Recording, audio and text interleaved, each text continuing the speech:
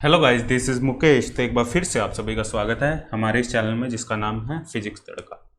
तो जैसा कि हम लास्ट क्लास में डिस्कस कर रहे थे electromagnetic wave in free space, ठीक है, जिस पे हमने 2 लेक्चर किए थे electromagnetic wave in free space, उसकी प्रॉपर्टीज़ के बारे में डिस्कस किया था। और ये ईएम वेव हमें इसका एग्जिस्टेंस कैसे पता लगा इसके बारे में भी हमने डिस्कस किया था। ये नज़र में कैसे आई ईएम वेव, ठीक है। मैक्सवेल ना होता तो ईएम वेव नहीं होती, ठीक है। मैक्सवेल ने डिस्प्लेसमेंट करंट है, डिस्प्लेसमेंट करंट का जो फिनोमिना है वो मैक्सवेल ने दिया था, उसी के बेसिस पे हमने ईएम वेव, और हमने ये भी देखा था जो ईएम वेव है उसकी जो वेलोसिटी है वो लाइट की वेलोसिटी के इक्वल होती है। इसलिए हमने कहा भाई जो लाइट है वो एक ईएम वेव है। इसकी कुछ प्रॉपर्टी थी, ईएम वेव की क्या प्रॉपर्टी थी, जो ईएम वेव है उसमें जो प्रोपगेशन वेक्टर होगा, इलेक्ट्रिक फील्ड वेक्टर होगा और मैग्नेटिक फील्ड वेक्टर होगा, ये तीनों आपस में म्यूचुअली परपेंडिकुलर होंगे।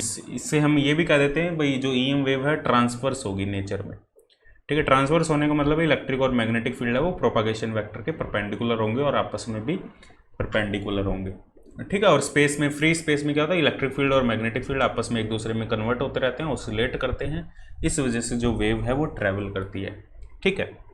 तो ये सब चीज़ें हमने डिस्कस कर ली थी।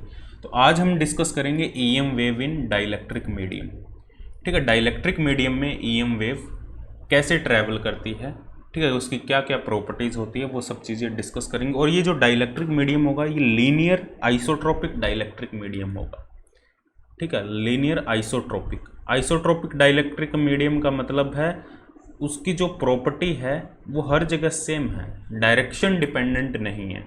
डाइलेक्ट्रिक मीडियम का क्या मतलब होता है यहाँ पे, डाइलेक्ट्रिक मीडियम का मतलब है जिसमें जब उससे हम इलेक्ट्रिक फील्ड या मैग्नेटिक फील्ड पास करवाएंगे या इलेक्ट्रिक फील्ड पास करवाएंगे तो उसमें पोलराइजेशन होगा, एक बाउंड चार्ज प्रोड्यूस होगा, ठीक है। ये हमने पोलराइजेशन ऑफ डाइलेक्ट्रिक पढ़ा है हुआ है इलेक्ट्रोस्टैटिक्स में, पोलराइजेशन ऑफ डाइलेक्ट्रिक, ठीक है। ये हमने पढ़ा हुआ है। पोलराइजेशन ऑफ डाइलेक्ट्रिक क्या है, एक कोई डाइलेक्ट्रिक मीडियम है, इसको किसी इलेक्ट्रिक फील्ड में हम रखते हैं तो क्या होता है, ये इस इलेक्ट्रिक फील्ड का अपोज करता है। अपोज कैसे करता है, ये अपने अंदर एक बाउंड चार्ज प्रोड्यूस करता है, इधर नेगेटिव चार्ज प्रोड्यूस करेगा, इधर पॉजिटिव चार्ज प्रोड्यूस करेगा। इस बाउंड चार्ज की वजह से इसके अंदर एक इलेक्ट्रिक फील्ड प्रोड्यूस होगा, इनसाइड एक इलेक्ट्रिक फील्ड प्रोड्यूस होगा जो बाहर वाले इलेक्ट्रिक फील्ड का अपोज करेगा। तो अंदर का जो इलेक्ट्रिक फील्ड मान लो E है और बाहर का इलेक्ट्रिक फील्ड E नोट है, तो जो E की वैल्यू है वो E नोट से कम होगी, इलेक्ट्रिक फील्ड को ये अपोज करेगा, ठीक है। ये डाइलेक्ट्रिक की प्रॉपर्टी है जिसे हम कहते हैं पोलराइजेशन ऑफ डाइलेक्ट्रिक। यदि यही केस कंडक्टर का होता है वो कंप्लीटली रिमूव कर देता है इलेक्ट्रिक फील्ड को, वो भी हम डिस्कस करेंगे EM wave in conducting medium, ठीक है। यही कंडक्टर होता तो अंदर का इलेक्ट्रिक फील्ड जीरो हो जाता क्योंकि वो कंप्लीटली इलेक्ट्रिक फील्ड को अपोज करता है। बाहर से कोई इलेक्ट्रिक फील्ड आ रहा है E नोट, अंदर इलेक्ट्रिक फील्ड जीरो हो जाता, ठीक है। कंडक्टर भी एक टाइप से कह सकते हो डाइलेक्ट्रिक, लेकिन उसमें जो पोलराइजेशन कैपेसिटी है वो इन्फिनेटिव है, हाईली कंडक्टिंग है, ठीक है। प्योर कंडक्टर है, ठीक है। प्योर कंडक्टर नहीं है तो उसको डाइलेक्ट्रिक कह सकते हो तुम, कैसे कह सकते हो, क्योंकि वो इलेक्ट्रिक फील्ड को कम करने की कोशिश करता है। तो जो वैक्यूम है वो डाइलेक्ट्रिक, वो भी एक, देखो ये सभी एक टाइप से ऐसे मान सकते हो ये सभी मटेरियल डाइलेक्ट्रिक है, ठीक है। कुछ इलेक्ट्रिक फील्ड को बिल्कुल भी अपोज नहीं करते, कुछ इलेक्ट्रिक फील्ड को हाईली अपोज करते हैं और कुछ मीडियम अपोज करते हैं, ऐसे कह सकते हो। ऐसे वैक्यूम ही है, वैक्यूम कोई मीडियम नहीं है, लेकिन एक तरीके से मान सकते हो भाई ये डाइलेक्ट्रिक ही है, ऐसे कह सकते हो ये डाइलेक्ट्रिक है।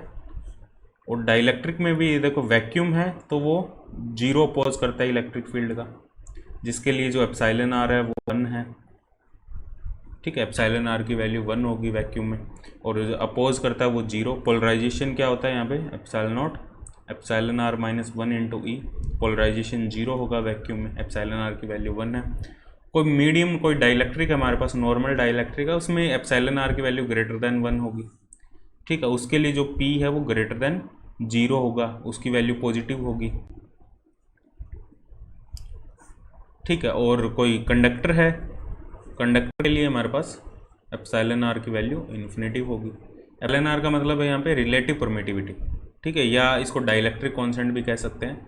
कंडक्टर के लिए इन्फिनेटिव होगी, कंडक्टर के लिए इन्फिनिटी है मतलब पोलराइजेशन इन्फिनेटिव होगा। पोलराइजेशन इन्फिनेटिव होने का मतलब है अंदर का जो इलेक्ट्रिक फील्ड है वो कंप्लीटली रिमूव हो जाएगा, ठीक है। तो आइसोट्रोपिक डाइलेक्ट्रिक की बात करें, आइसोट्रोपिक डाइलेक्ट्रिक का मतलब है जो एप्साइलन की वैल्यू है, एप्साइलन आर की वैल्यू है, डाइलेक्ट्रिक कांस्टेंट की वैल्यू है, वो हर जगह सेम है, डिस्टेंस के साथ वेरी नहीं कर रही है। एप्साइलन की वैल्यू, एप्साइलन जो डाइलेक्ट्रिक मीडियम का कांस्टेंट है, परमिटिविटी है डाइलेक्ट्रिक मीडियम की, epsilon equal to epsilon naught epsilon r, ये सब ने पढ़ा हुआ है, ठीक है, ये हमने डिस्कस किया हुआ है, तो इस चीज़ की ये तुम्हें पता भी होगा ये फॉर्मूला, ठीक है, एप्सिलॉन नॉट एप्सिलॉन आर। तो ये मतलब क्या है, हर जगह सेम है, ये स्पेस के साथ चेंज नहीं हो रहा है। यदि इसका डेरिवेटिव लेंगे हम या डाइवर्जेंस लेंगे, ठीक है, वो जीरो के इक्वल होगा। इस एप्सिलॉन का यदि हम डाइवर्जेंस लें वो जीरो, मतलब एप्सिलॉन कांस्टेंट है, epsilon is constant for space, constant for space, ठीक है, एप्सिलॉन कांस्टेंट है, स्पेस के साथ चेंज नहीं हो रहा, ठीक है। तो यहाँ ये डिस्कस करेंगे इस मीडियम में इलेक्ट्रोमैग्नेटिक वेव है, उसका क्या बिहेवियर होगा, कैसा नेचर होगा, उस सब के बारे में हम डिस्कस करेंगे। और ये मीडियम है, ये मैग्नेटिक मीडियम भी हो सकता है, डाइलेक्ट्रिक मीडियम मैग्नेटिक मीडियम भी हो सकता है, नहीं भी हो सकता है, और मान लो ये मैग्नेटिक मीडियम है, ठीक है, जिसकी परमिटिविटी म्यू है, mu equal to mu naught mu r. ये एक मैग्नेटिक मीडियम है जिसकी परमिटिविटी म्यू है हमारे पास, म्यू नॉट म्यू आर, ठीक है। यहाँ पे मैग्नेटाइजेशन की पॉसिबिलिटी होगी, यहाँ पे क्या होगा, मैग्नेटाइजेशन, जैसे पोलराइजेशन होगा वैसे ही मैग्नेटिक फील्ड का मैग्नेटाइजेशन होगा। पोलराइजेशन में हमेशा इलेक्ट्रिक फील्ड कम होता है, लेकिन मैग्नेटाइजेशन में दोनों पॉसिबिलिटी हो सकती है, इलेक्ट्रिक फील्ड बढ़ भी सकता है, इलेक्ट्रिक फील्ड कम भी हो सकता है। ये देखा होगा तुमने, जो ससेप्टिबिलिटी है, मैग्नेटिक ससेप्टिबिलिटी है, वो पॉजिटिव भी हो सकती है, नेगेटिव भी हो सकती है, ठीक है, समझ आ रही है बात। जो इलेक्ट्रिकल जो ससेप्टिबिलिटी है वो तो हमेशा पॉजिटिव ही होगी, क्योंकि इलेक्ट्रिक फील्ड हमेशा कम ही होगा वहाँ पे, ठीक है। डाइलेक्ट्रिक के केस में या इलेक्ट्रिक फील्ड के केस में हमेशा डाइलेक्ट्रिक मीडियम से जब इलेक्ट्रिक फील्ड को पास करवाते हैं वो कभी भी बढ़ेगा नहीं, हमेशा कम ही होगा यदि वो डाइलेक्ट्रिक मीडियम है। लेकिन मैग्नेटिक फील्ड, कुछ मटेरियल ऐसे हैं जो मैग्नेटिक फील्ड को बढ़ा देते हैं, जैसे पैरामैग्नेटिक मटेरियल है, कुछ मटेरियल ऐसे हैं जो मैग्नेटिक फील्ड को कम कर देते हैं, जैसे डायमैग्नेटिक मटेरियल है। उन सभी के लिए जो ससेप्टिबिलिटी है, मैग्नेटाइजेशन है, वो साइन पे डिपेंड करता है, वो अलग अलग होता है। वो सॉलिड स्टेट फिजिक्स में हम डिटेल में डिस्कस करते हैं और करेंगे भी, यदि हम सॉलिड स्टेट फिजिक्स पढ़ेंगे यहाँ पे तो वो डिटेल में डिस्कस करेंगे। अभी इतना डिटेल में हम इसमें नहीं जा रहे, ठीक है। तो जो अपना जो मेन टॉपिक है ईएम वेव, उसी पे ही हम स्टिक रहते हैं, यहाँ पे ज़्यादा डिटेल में नहीं जाएंगे यहाँ पे, ठीक है। अब देखो, जब हम EM wave in free space discuss कर रहे थे, वहाँ पे एक पॉइंट रह गया था, हमने जो डिस्कस नहीं किया था, एक प्रॉपर्टी रह गई थी, वो भी हल्का सा हम डिस्कस कर लेते हैं। वो था हमारे पास impedance of EM wave in free space, impedance.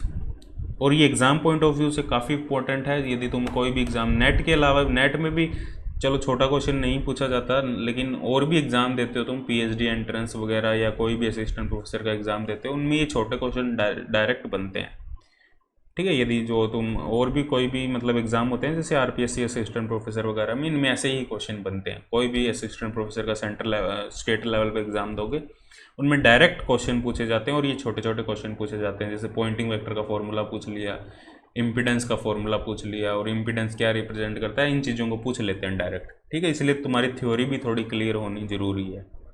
तो impedance of EM wave in free space,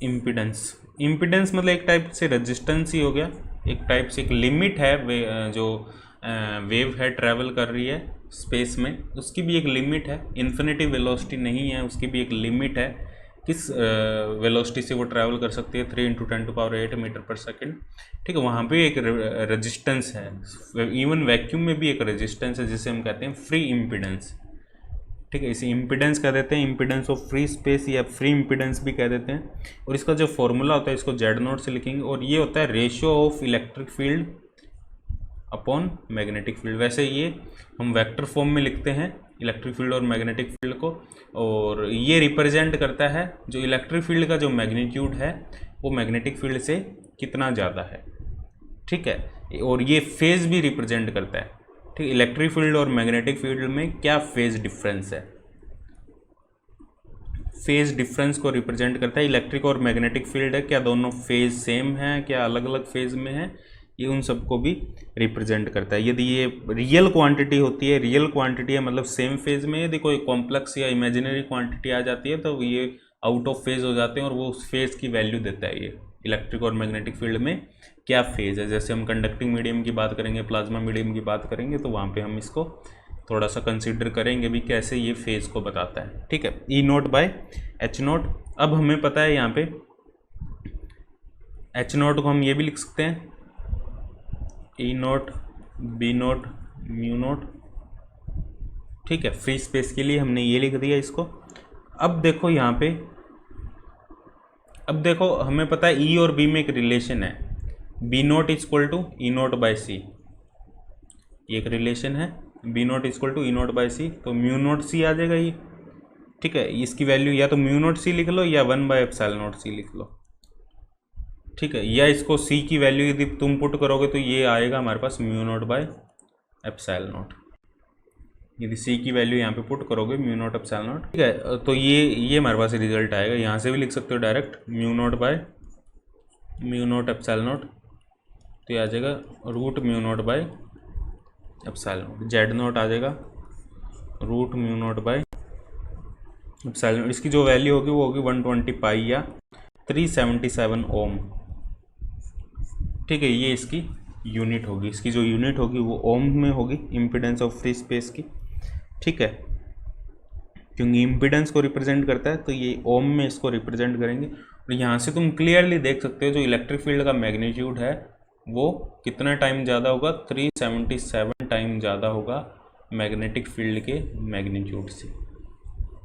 ठीक है, कितना ज़्यादा होगा, 377 एच नोट टाइम। और यहाँ पे ये रियल क्वांटिटी है, ये एक रियल क्वांटिटी है, जेड नोट फ्री स्पेस के लिए एक रियल क्वांटिटी है। यहाँ पे देख सकते हो तुम, क्योंकि म्यू नोट और एप्सिलॉन नोट आ रहा है सिर्फ, ये एक रियल क्वांटिटी है।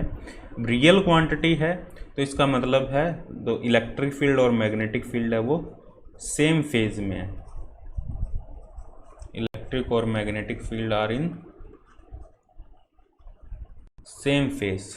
सेम फेज का क्या मतलब है, फेज सेम होने का क्या मतलब है, देखो फेज सेम होने का ये मतलब है यदि इलेक्ट्रिक फील्ड वेक्टर ऐसे वाइब्रेट कर रहा है, ऐसे ऑसिलेट कर रहा है, तो मैग्नेटिक फील्ड वेक्टर भी ऐसे ही ऑसिलेट करेगा। यदि इलेक्ट्रिक फील्ड वेक्टर ऐसे ऑसिलेट कर रहा है तो मैग्नेटिक फील्ड वेक्टर भी ऐसे ही ऑसिलेट करेगा। ये है सेम फेज में होने का मतलब। इसका मैक्सिमा, इसका मैक्सिमा, इसका मिनिमा, इसका मिनिमा, ये मतलब सेम फेज में है, लेकिन है परपेंडिकुलर आपस में। इसको हम ऐसे लिख भी सकते हैं, E equal to E naught cos K Z minus omega T X cap. X cap का मतलब है ये एक्स डायरेक्शन में ऑसिलेट कर रहा है, और के जेड का मतलब है यहाँ पे वो जेड डायरेक्शन में ट्रैवल कर रही है वेव। ऑसिलेट वो एक्स डायरेक्शन में कर रहा है, ट्रैवल वो जेड डायरेक्शन में कर रहा है। और बी है यहाँ पे बी नोट कोस, दोनों में कोस आ रहा है, मतलब फेज डिफरेंस 0 है, या 2 पाई का भी फेज डिफरेंस हो सकता है या 0 हो सकता है, वो दोनों केस में वो इन फेज ही होगा। ये वाई कैप जो मैग्नेटिक फील्ड है वो वाई डायरेक्शन में ऑसिलेट कर रहा है, और ट्रैवल है ईएम वेव वो जेड डायरेक्शन में कर रही है। ये इलेक्ट्रिक फील्ड है और ये मैग्नेटिक फील्ड है। अब सेम फेज में होने का मतलब यदि इलेक्ट्रिक फील्ड मिनिमा से मैक्सिमा की तरफ मूव कर रहा है, उसी टाइम पे मैग्नेटिक फील्ड भी मिनिमा से मैक्सिमा मूव करेगा।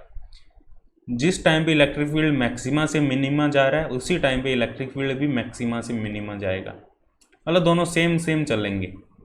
वो मैक्सिमा हो रहा था वो भी मैक्सिमा होगा, वो मिनिमा हो रहा था वो भी मिनिमा होगा। 2 पाई का या 0 का फेज डिफरेंस यहाँ पे है हमारे पास। तो हम कह सकते हैं जो इलेक्ट्रिक और मैग्नेटिक फील्ड है वो फ्री स्पेस में, ठीक है, वो सेम फेज में होंगे। ठीक है, there is no phase difference between electric and magnetic field. अब हम बात करते हैं EM wave in dielectric medium. देखो डाइलेक्ट्रिक मीडियम में हम डिस्कस कर रहे थे, डाइलेक्ट्रिक मीडियम के बारे में अभी हमने थोड़ा सा डिस्कशन किया है। डाइलेक्ट्रिक मीडियम क्या है, डाइलेक्ट्रिक मीडियम में हम 2 क्वांटिटी डिफाइन करते हैं। जैसे डाइलेक्ट्रिक मीडियम में इलेक्ट्रिक फील्ड के लिए हम डिस्प्लेसमेंट वेक्टर डिफाइन करते हैं, इसको हम लिखते हैं एप्सिलॉन ई से डिस्प्लेसमेंट वेक्टर। ठीक है, या ई को हम ऐसे लिख देते हैं। ये हमने डिस्कस किया है, जिसने पोलराइजेशन वाले लेक्चर नहीं देखे वो पोलराइजेशन वाला लेक्चर देखें एक बार।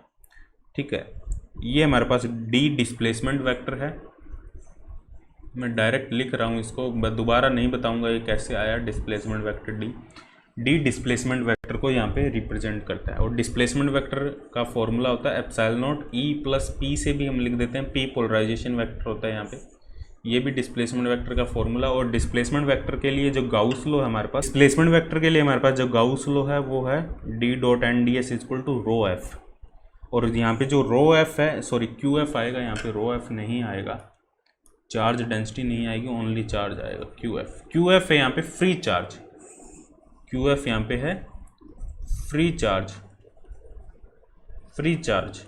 और इसको हम डाइवर्जेंस फॉर्म में ये लिख सकते हैं del dot D is equal to rho F, free charge density, यहाँ रो एफ आएगा, एक सेकेंड, ये आएगा यहाँ पे रो एफ, फ्री चार्ज डेंसिटी। देखो स्पेस में फ्री चार्ज डेंसिटी है, उस पर ये डिपेंड करता है। ठीक है, ये हमारे पास है, ये हमने अच्छे से डिस्कस किया ये कैसे आया, इसका क्या मतलब है। ठीक है, और ये डिस्प्लेसमेंट वेक्टर का क्या मतलब है, इसको इसकी हमें क्यों ज़रूरत पड़ी बेसिकली। ठीक है, ये कोई ऐसा कोई फिजिकल वेक्टर नहीं कह सकते इसको तुम, इसकी ये हमने अच्छे से यार पूरा कंप्लीट डिस्कशन किया है। यदि तो जो तुमने पोलराइजेशन ऑफ डाइलेक्ट्रिक वाले लेक्चर देखे हैं तो तुम्हें कम्प्लीटली ये समझ आ गया हो। और मैग्नेटिक फील्ड को हम लिख सकते हैं B equal to mu H, यदि मैग्नेटाइजेशन हो रहा है, ठीक है, मैग्नेटिक फील्ड की वजह से, तो वहाँ पे एच आ जाएगा एक हमारे पास, B equal to mu H, या इसको एच को हम लिख सकते हैं B by mu naught mu R. Same इसी तरीके से जैसे इसमें हमारे पास डिस्प्लेसमेंट वेक्टर है, ठीक है, उसी टाइप से यहाँ पे मैग्नेटिक फील्ड वेक्टर बी है, जैसे यहाँ पे ई है वैसे यहाँ पे एच है हमारे पास। ठीक है, बात समझ में आई, मतलब यहाँ पे मैग्नेटाइजेशन हो रहा है और यहाँ पे पोलराइजेशन हो रहा है।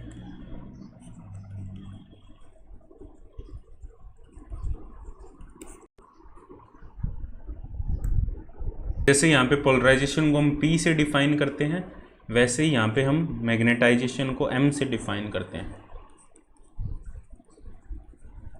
M से डिफाइन करते हैं मैग्नेटाइजेशन को। ठीक है, और इसका भी एक फॉर्मूला होता है हमारे पास, B equal to mu naught H plus M, या म्यू H प्लस एम, या म्यू नोट H प्लस, जैसे ये formula D equal to epsilon naught E plus P, वैसे यहाँ पे मैग्नेटाइजेशन की टर्म में हमारे पास formula B equal to mu naught H plus M. ठीक है, ये हम मैग्नेटाइजेशन हमने अभी डिस्कस नहीं किया। देखो जो इलेक्ट्रोमैग्नेटिक थ्योरी, इसमें हमने डिस्कशन किया एम्पियर लॉ तक, एम्पियर लॉ तक हमने डिस्कशन किया। एम्पियर लॉ के बाद हमारा जो टॉपिक रह रहे थे वो रह रहे थे, इसमें एक फेराडे लॉ रह रहा था, एक मैग्नेटाइजेशन पूरा चैप्टर रह रहा था। मैग्नेटाइजेशन थोड़ा सा बड़ा चैप्टर है, लेकिन इतना समझ लो एक बार ये फॉर्मूले इनको, मैग्नेटाइजेशन और ये दोनों चीज़ रह रही थी। ठीक है, ये हम डिस्कशन, उसके बाद हमने डायरेक्ट मैक्सवेल इक्वेशन से स्टार्ट किया है। ठीक है, ये दोनों टॉपिक अपने अभी रह रहे हैं, एम्पियर लॉ तक हमने डिस्कस किया था, उसके बाद ये दोनों टॉपिक रह रहे हैं। चलो यदि टाइम मिलेगा तो डिस्कस कर लेंगे, इसको भी डिस्कस कर लेंगे। अपने मैक्सवेल इक्वेशन अपने स्टार्ट की थे, मैक्सवेल इक्वेशन से फिर अपने ईएम वेव पे आए थे, ईएम वेव डिस्कस कर रहे हैं। ईएम वेव के बाद अभी तो देखते हैं क्या क्वांटम स्टार्ट करते हैं। पहले तो जो टाइम टेबल के अकॉर्डिंग था, जो मैंने वीडियो में बताया था, उसके अकॉर्डिंग अभी हम कर रहे हैं। ठीक है, मैक्सवेल इक्वेशन, ईएम वेव, उसके बाद अपने देख लेंगे क्वांटम स्टार्ट करते हैं, या रेडिएशन पार्ट भी यदि टाइम हुआ तो रेडिएशन पार्ट भी मैं यहाँ पे तुम्हें करवा दूंगा। फिर ये दो टॉपिक रह जाएंगे तुम्हारे सिर्फ, ठीक है, जो ईडी में जो कवर नहीं हुए। ठीक है, बाकी ये पार्ट अपने कर। तो अब हम डिस्कस करते हैं Maxwell equation, Maxwell equation in dielectric isotropic dielectric medium. अब मैक्सवेल इक्वेशन, जो फर्स्ट मैक्सवेल इक्वेशन है उसको लिखेंगे del dot D equal to rho F, क्योंकि हमें फ्री चार्ज डेंसिटी के बारे में इन्फॉर्मेशन होगी, हमें बाउंड चार्ज डेंसिटी के बारे में इन्फॉर्मेशन नहीं होगी। देखो, क्योंकि ये जो इक्वेशन होती है ये होती है del dot E equal to rho by epsilon naught. यहाँ पे जो रो होता है वो दोनों होते हैं, दोनों चार्ज डेंसिटी होती है, रो एफ प्लस रो बी। तो हमें बाउंड चार्ज डेंसिटी के बारे में कोई इन्फॉर्मेशन नहीं है, बाउंड चार्ज डेंसिटी कितनी है कितनी नहीं है, कैसे पोलराइजेशन हुआ, उसके बारे में यदि हमें इन्फॉर्मेशन नहीं है तो पहले हम जो मैक्सवेल इक्वेशन यूज़ करते हैं to calculate the electric field, वो हम del dot D equal to rho F use करते हैं, क्योंकि हमें रो एफ के बारे में इन्फॉर्मेशन होती है, फ्री चार्ज डेंसिटी के बारे में। बाउंड चार्ज के बारे में हमें कोई इन्फॉर्मेशन नहीं है। Second Maxwell equation del dot B equal to zero. Third Maxwell equation है del dot del cross E equal to minus del B by del T, Faraday law.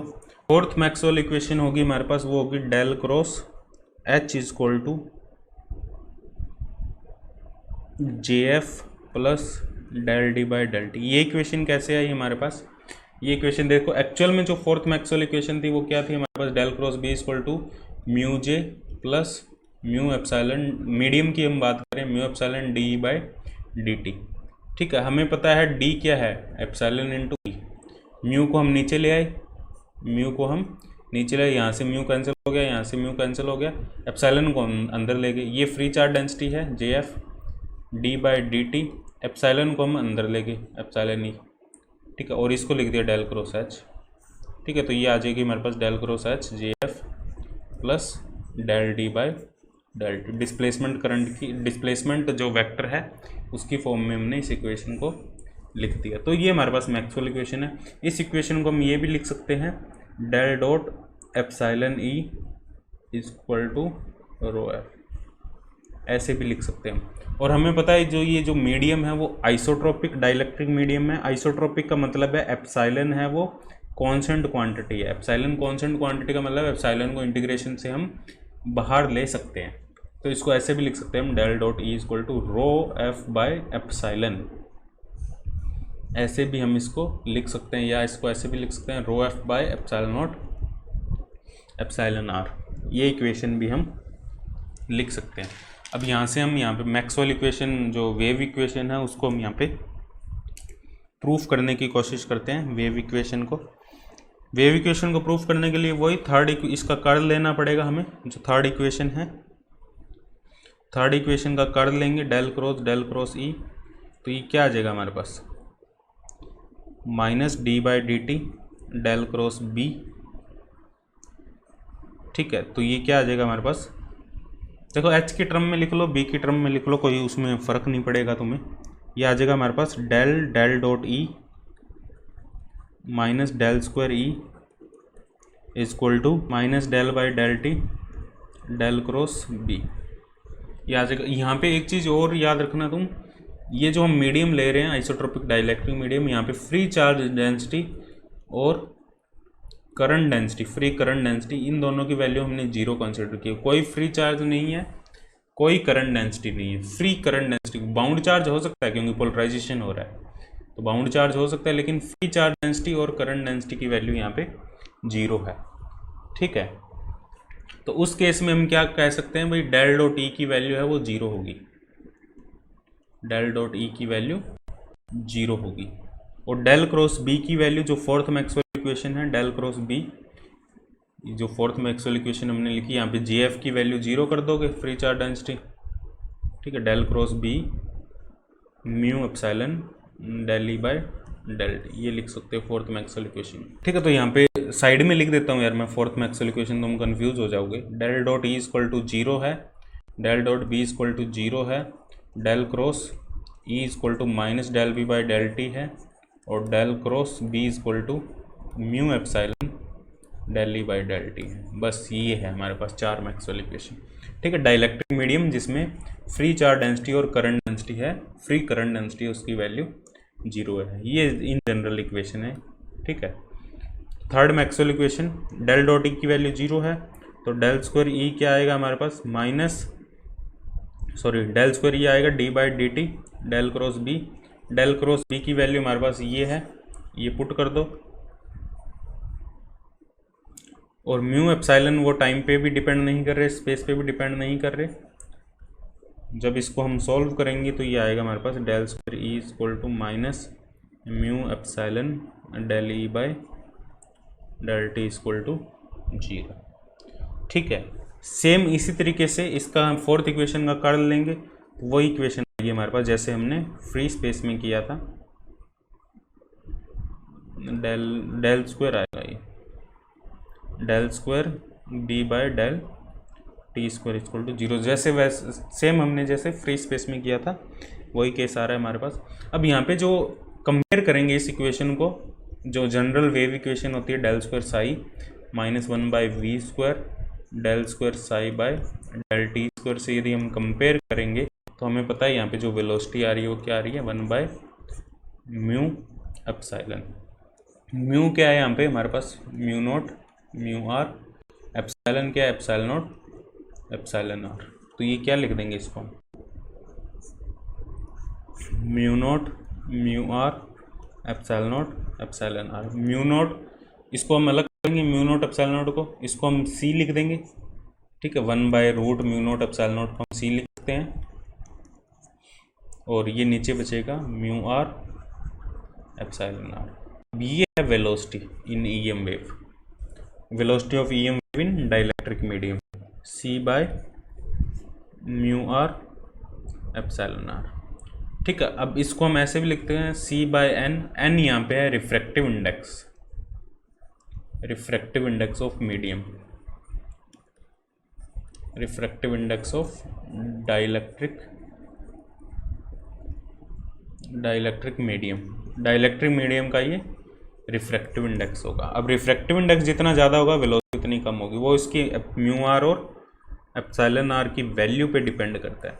अब रिफ्रैक्टिव इंडेक्स भी बहुत टाइप के होते हैं, positive complex भी होता है, रियल भी होता है। कॉम्प्लेक्स होता है तो क्या होता है, रियल होता है तो क्या होता है, ठीक है। रियल के केस में यदि ये सॉलिड का टॉपिक है वैसे तो, ठीक है, यदि जो रिफ्रैक्टिव इंडेक्स है हमारा, यदि वो रियल क्वांटिटी है तो जो वेव है वो बिना डैम्प हुए डायरेक्ट ऑसिलेट करते हुए मीडियम से निकल जाएगी, ठीक है। एप्सिलॉन आर और म्यू आर की वैल्यू पॉजिटिव है, एक वैल्यू नेगेटिव है। रिफ्रैक्टिव इंडेक्स हमारा कॉम्प्लेक्स क्वांटिटी है, यदि रिफ्रैक्टिव इंडेक्स हमारा कॉम्प्लेक्स है, कॉम्प्लेक्स मतलब एप्सिलॉन आर या म्यू आर में से कोई एक नेगेटिव टर्म है, ठीक है। कॉम्प्लेक्स के केस में जो हमारी ईएम वेव है वो डैम्प करेगी, डैम्प करने का मतलब उसका एम्पलीट्यूड है वो टाइम के साथ डिक्रीज करेगा, जैसा हम कंडक्टिंग मीडियम में डिस्कस भी करेंगे, ईएम वेव इन कंडक्टिंग, ठीक है। जो ईएम वेव है वो यहाँ पे डिके करेगी, डिके का मतलब वो डैम्प करेगी, डैम्पिंग होगी ईएम वेव में। यहाँ पे जो ईएम वेव यदि एन पॉजिटिव है, एन रियल क्वांटिटी है,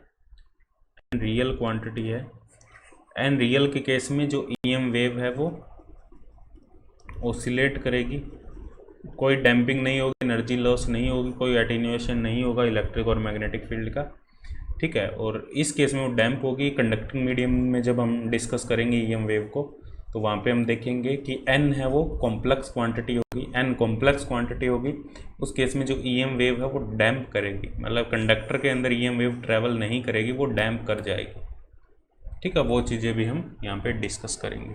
तो ये वेलोसिटी होगी, और ऑब्वियसली यहाँ पे पता है जो वेलोसिटी है वो लाइट की वेलोसिटी से कम होगी। EM wave in dielectric medium में जो वेलोसिटी है वो लाइट की वेलोसिटी से यहाँ पे काफ़ी कम होगी, और वो रिफ्रैक्टिव इंडेक्स पे डिपेंड करेगी, ठीक है। और यदि हम नॉन मैग्नेटिक मटेरियल की बात करें, नॉन मैग्नेटिक डाइलेक्ट्रिक मटेरियल की बात करें, नॉन मैग्नेटिक मटेरियल में जो रिफ्रैक्टिव इंडेक्स का फॉर्मूला होगा वो एप्सिलॉन आर के इक्वल होगा, रूट एप्सिलॉन आर, क्योंकि म्यू आर की वैल्यू वहाँ पे 1 हो जाएगी नॉन मैग्नेटिक मटेरियल के लिए। बहुत इंपॉर्टेंट फॉर्मूला है, इसको याद रखना, ठीक है। नॉन मैग्नेटिक मटेरियल के लिए जो रिफ्रैक्टिव इंडेक्स है उसका फॉर्मूला होगा रूट एप्सिलॉन आर, ठीक है। अब हम डिस्कस करते हैं properties of EM wave in dielectric medium.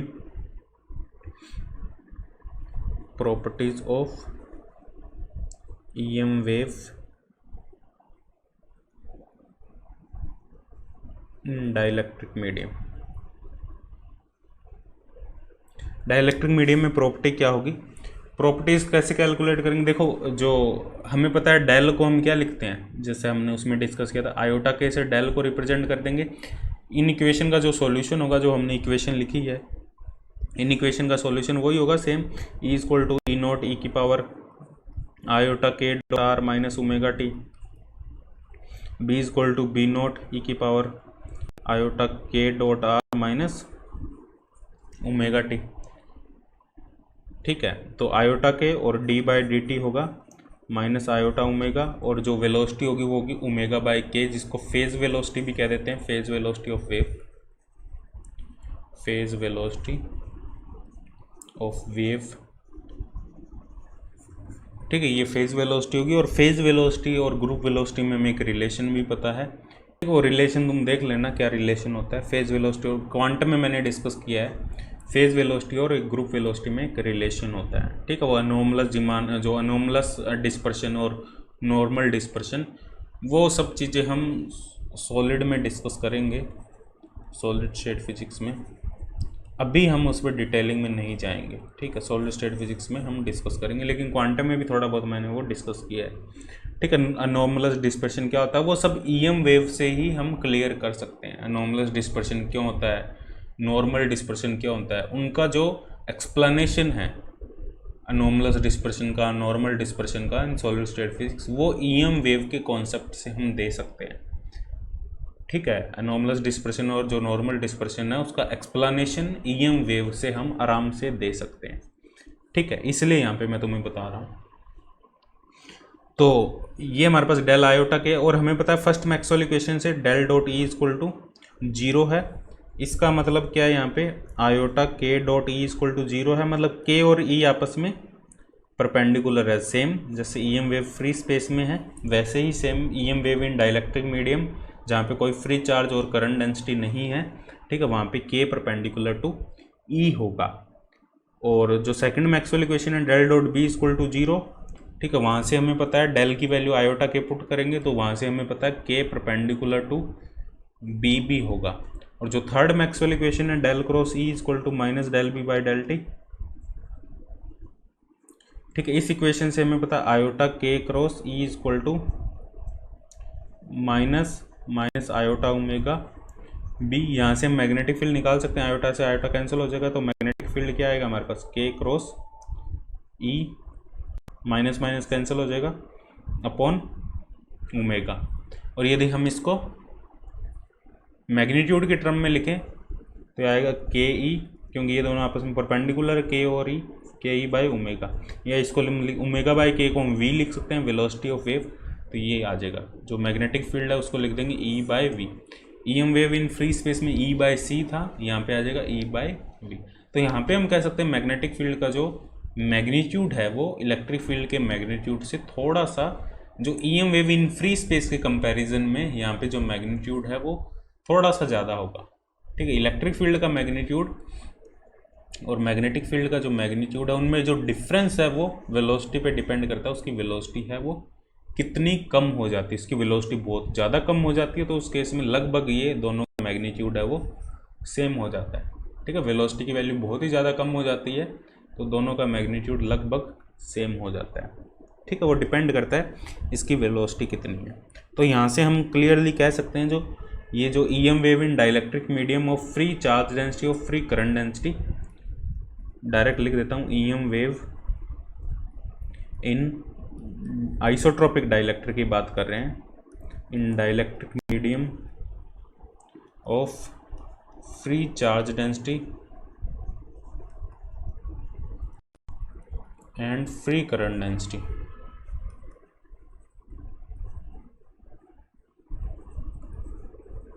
ऐसा डाइलेक्ट्रिक मीडियम जहाँ पे फ्री चार्ज डेंसिटी और फ्री करंट डेंसिटी दोनों की वैल्यू 0 हो, तो वहाँ पे जो ईएम वेव होगी उसमें electric field vector, magnetic field vector और प्रोपगेशन वेक्टर आपस में म्यूचुअली परपेंडिकुलर होंगे, और बी और ई में ये हमारे पास एक रिलेशन होगा, ठीक। आई बात समझ में?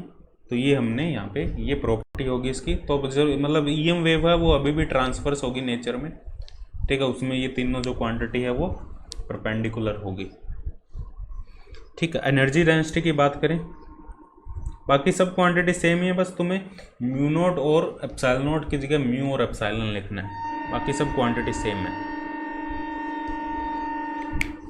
यदि हम एनर्जी डेंसिटी का फॉर्मूला लिखें यहाँ पे, एनर्जी डेंसिटी भी दो टाइप की होती है, electric energy density electric field के लिए, इलेक्ट्रिक एनर्जी डेंसिटी का जो फॉर्मूला होगा वो होगा half epsilon E square, epsilon naught की जगह एप्सिलॉन आ जाएगा, ठीक है, हाफ एप्सिलॉन ई स्क्वायर। और मैग्नेटिक एनर्जी डेंसिटी का जो फॉर्मूला होगा म्यू एम होगा हाफ म्यू एच स्क्वायर, ठीक है। और ये दोनों इक्वल होगी, ये दोनों इक्वल होगी, इनको तुम प्रूफ करना तुम, ये दोनों इक्वल होगी।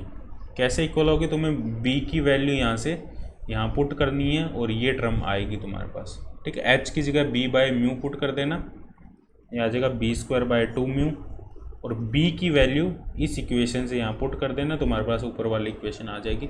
और यहाँ से तुम्हें ये मिलेगा भाई, मैग्नेटिक इलेक्ट्रिक एनर्जी डेंसिटी और मैग्नेटिक एनर्जी डेंसिटी आपस में इक्वल होगी। जैसा फ्री स्पेस में होता है हमारे पास, वैसा ही सेम यहाँ भी होगा डाइलेक्ट्रिक मीडियम में। ठीक है, और डाइलेक्ट्रिक मीडियम कैसा है हमारे पास, आइसोट्रोपिक है। और सेकंड थिंग क्या है, डाइलेक्ट्रिक मीडियम में कोई भी फ्री चार्ज डेंसिटी नहीं है और फ्री करंट डेंसिटी नहीं है। ठीक है, तो टोटल एनर्जी डेंसिटी की बात करें, टोटल एनर्जी डेंसिटी क्या होगी हमारे पास, mu E plus mu M, और ये आएगा हमारे पास एप्सिलॉन ई स्क्वायर या म्यू एच स्क्वायर। ये टोटल एनर्जी डेंसिटी होगी हमारे पास। ठीक है, पॉइंटिंग वेक्टर की यदि हम बात करें, सेम वही है, कोई डिफरेंस नहीं है ज़्यादा, बस म्यू एप्सिलॉन का डिफरेंस है। पॉइंटिंग वेक्टर की हम बात करें, ठीक है, और पॉइंटिंग वेक्टर की जो डेफिनेशन है वो है ई क्रॉस एच या E cross B by mu naught. ठीक है, और हमें पता है जो पॉइंटिंग वेक्टर की जो डायरेक्शन होगी वो परपेंडिकुलर होगी, ई और बी दोनों के परपेंडिकुलर होगी, और उसी डायरेक्शन में होगी जिस डायरेक्शन में हमारा के वेक्टर है। ठीक है, उसी डायरेक्शन में पॉइंटिंग वेक्टर होगा हमारे पास। और इसको हम क्या लिख सकते हैं, म्यू आएगा यहाँ पे म्यू आएगा। ई क्रॉस बी परपेंडिकुलर है तो इसको ई इंटू बी लिख सकते हैं, और जेड कैप डायरेक्शन लिख सकते हैं। यदि ई एक्स में है, बी वाई में है, तो एक्स क्रॉस वाई जेड हो जाएगा हमारे पास अपॉन म्यू। बी की वैल्यू हमें पता है यहाँ पे, ई और बी में हमें रिलेशन पता है, यहाँ पे बी हमारे पास है ई बाय वी। ठीक है, तो यहाँ पे हम पुट कर देंगे ई की जो बी की वैल्यू है E square by mu V आ जाएगा। ठीक है, और म्यू वी को हम क्या लिख सकते हैं, 1 बाय एप्सिलॉन सी। ठीक है, म्यू वी को 1 बाय एप्सिलॉन सी नहीं लिखेंगे, एप्सिलॉन वी लिखेंगे, क्योंकि वी स्क्वायर आएगा हमारे पास 1 बाय म्यू एप्सिलॉन। ठीक है, ये हमारे पास फॉर्मूला है, यहाँ से ये लिख देंगे हम, तो ये आ जाएगा एप्सिलॉन वी ई स्क्वायर। और एप्सिलॉन ई स्क्वायर हमें पता है टोटल एनर्जी डेंसिटी, तो वी टोटल एनर्जी डेंसिटी को हमने यू से लिख दिया। ठीक है, तो ये हमारे पास पॉइंटिंग वेक्टर होगा हमारे पास, यू से हमने टोटल एनर्जी डेंसिटी को रिप्रेजेंट कर दिया एप्सिलॉन ई स्क्वायर। ठीक है, और जो एनर्जी फ्लो की जो डायरेक्शन होगी, पॉइंटिंग वेक्टर एनर्जी फ्लो की डायरेक्शन को रिप्रेजेंट करता है, और एनर्जी फ्लो की डायरेक्शन जेड कैप डायरेक्शन में होगी यदि ई और बी एक्स वाई डायरेक्शन में है। मतलब जो प्रोपगेशन वेक्टर की डायरेक्शन है वही एनर्जी फ्लो की या पॉइंटिंग वेक्टर की डायरेक्शन होगी। और मोमेंटम डेंसिटी की हम बात करें, ये हमने भी डिस्कस किया था। मोमेंटम डेंसिटी का वही फॉर्मूला है जो हमने ईएम वेव फ्री स्पेस में डिस्कस किया था, पीडी। मोमेंटम डेंसिटी को या तो एप्सिलॉन म्यू एप्सिलॉन एस से रिप्रेजेंट कर सकते हैं हम, या एस बाई वी स्क्वायर से रिप्रेजेंट कर सकते हैं, ये सब हमने डिस्कस किया है, या म्यू बाई वी से हम रिप्रेजेंट कर सकते हैं। यहाँ पे जो यू है वो टोटल एनर्जी डेंसिटी को रिप्रेजेंट करता है, और इसकी डायरेक्शन भी जेड कैप डायरेक्शन में होगी, सेम जैसा हमने उसमें डिस्कस किया था जो ईएम वेव फ्री स्पेस में हमने डिस्कस किया था। और रेडिएशन प्रेशर भी तुम निकाल सकते हो सेम। ठीक है, और जो टोटल इम्पीडेंस होगा हमारे पास, टोटल इम्पीडेंस जेड होगा ई बाय एच। ठीक है, या इसको ऐसे लिख सकते हैं म्यू बाय एप्सिलॉन, जैसे उसमें था हमारे पास mu naught by epsilon naught. ये कुछ ज़्यादा बताने की ज़रूरत नहीं है, वैसे यहाँ पे म्यू बाय एप्सिलॉन हो जाएगा। म्यू को हम म्यू नॉट एप्सिलॉन आर लिख सकते हैं, एप्सिलॉन को एप्सिलॉन नॉट एप्सिलॉन आर लिख सकते हैं, तो ये आ जाएगा mu naught epsilon naught mu R epsilon R, ऐसे लिख सकते हैं। म्यू नॉट एप्सिलॉन नॉट को हम जेड नॉट लिख सकते हैं, Z naught mu R epsilon R. मतलब यहाँ पे जो क्या कहते हैं हम, जो जेड की वैल्यू है इम्पीडेंस इन डाइलेक्ट्रिक मीडियम, वो जेड नॉट से ज़्यादा होगा। वो म्यू आर और एप्सिलॉन आर पे भी डिपेंड करता है। यदि म्यू आर और एप्सिलॉन आर की वैल्यू ग्रेटर देन 1 है और डाइलेक्ट्रिक मीडियम यदि ये ग्रेटर देन 1 है दोनों, तो उस केस में Z greater than Z not होगा। इम्पीडेंस ज़्यादा होगा तो वेलोसिटी ऑब्वियसली अपने आप ही कम होगी। और यहाँ पे जो यदि म्यू आर और एप्सिलॉन आर ग्रेटर देन 1 है, इस केस में जो जेड है वो एक रियल क्वांटिटी होगी। रियल क्वांटिटी होगी मतलब ई और एच है वो दोनों सेम फेज में होंगे। इनके बीच में जो फेज है वो सेम होगा। वो एप्सिलॉन आर और म्यू आर की वैल्यू पे भी डिपेंड करता है, ठीक है। और वेलोसिटी है वो c by mu R epsilon R होगी, ठीक है। बस EM wave in dielectric medium same ही है, कोई ज़्यादा डिफरेंस नहीं है, इतना ही है EM wave in dielectric medium, ठीक है। जैसा फ्री स्पेस में किया बस म्यू एप्सिलॉन लगाना है तुम्हें, mu R epsilon mu naught epsilon naught की जगह म्यू एप्सिलॉन लगाना है, ठीक है। और बाकी एनर्जी डेंसिटी वगैरह सब सेम है, पॉइंटिंग वेक्टर और वो मोमेंटम डेंसिटी वगैरह, जेड की वैल्यू थोड़ी सी अलग है, Z naught into mu R epsilon R, ठीक है। बाकी नेक्स्ट क्लास में हम डिस्कस करेंगे। नेक्स्ट क्लास में हम देखते हैं इसके क्वेश्चन करते हैं, या पहले हम EM wave in conducting medium और प्लाज्मा मीडियम पहले कंप्लीट डिस्कशन कर लेते हैं एक बार, फिर सारे क्वेश्चन एक साथ कर लेंगे, या देखते हैं जैसा भी सेट होता है। या तो हम पहले क्वेश्चन कर लेते हैं इनके, फिर कंडक्टिंग मीडियम में और प्लाज्मा मीडियम डिस्कस कर लेंगे, या पहले हम ईएम वेव को कंप्लीट कर लेते हैं फिर सारे क्वेश्चन एक साथ कर लेंगे, वो भी ज़्यादा अच्छा है। वैसे एक लेक्चर लगेगा उसमें भी, कंडक्टिंग मीडियम में 1 या 2 लेक्चर, कंडक्टिंग मीडियम और प्लाज्मा मीडियम में 2 या 3 लेक्चर टोटल लगेंगे, ठीक है। वो डिस्कस करके फिर हम सारे 2 या 3 लेक्चर में सारे क्वेश्चन डिस्कस कर लेंगे जो भी प्रीवियस ईयर में मैक्सवेल इक्वेशन के हमने कर लिए, पॉइंटिंग वेक्टर के कर लिए, ईएम वेव के जो भी क्वेश्चन आए हुए हैं वो डिस्कस कर लेंगे। फिर पोलराइजेशन भी हम डिस्कस करेंगे, पोलराइजेशन ऑफ इलेक्ट्रिक फील्ड वो भी हम डिस्कस कर, पोलराइजेशन ऑफ ईएम वेव हम डिस्कस करेंगे, पोलराइजेशन ऑफ लाइट के बारे में हम डिस्कस करेंगे। डाइलेक्ट्रिक मीडियम का पोलराइजेशन अलग है, लाइट का पोलराइजेशन अलग है, वो पोलराइजेशन हम डिस्कस करेंगे।